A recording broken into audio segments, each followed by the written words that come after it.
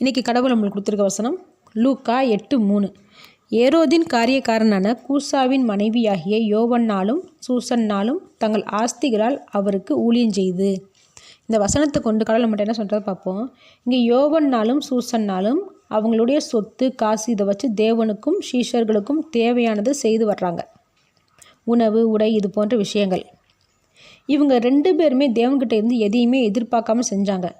இங்கே நமக்கு தேவன் ஆசீர்வதித்தாலும் திரும்ப தேவனுக்கு கொடுக்கறதுக்கு நமக்கு மனசு வர மாட்டேங்குது.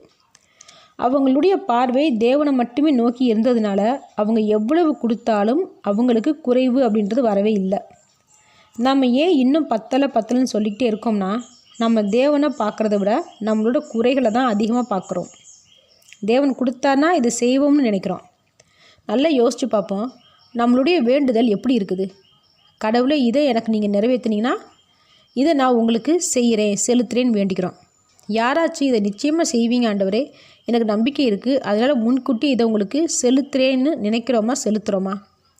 அப்போது அந்த பெண்களோட விசுவாச பக்திக்கும் நம்மளுடைய விசுவாச பக்திக்கும் வித்தியாசம் இருக்குது தானே. பொதுவாக நம்ம யார் மேலேயாவது ரொம்ப அன்பு வச்சுருந்தோம்னா அவங்க தான் உலகம்னு நம்புவோம். அவங்களுக்காக எதுனாலும் செய்வோம். இப்படிப்பட்ட அன்பை தான் இந்த பெண்கள் தேவன் மேலே வச்சுருக்காங்க. இந்த அன்பை அவங்களோட செயல் மூலிமா தேவனுக்கு வெளிப்படுத்துகிறாங்க. நாம் தேவன் மேலே அன்பு வச்சுருந்தோம்னா எப்படி வெளிப்படுத்திட்டு இருக்கிறோம்? கொஞ்சம் சிந்திச்சு பார்ப்போம். ஆமேன்.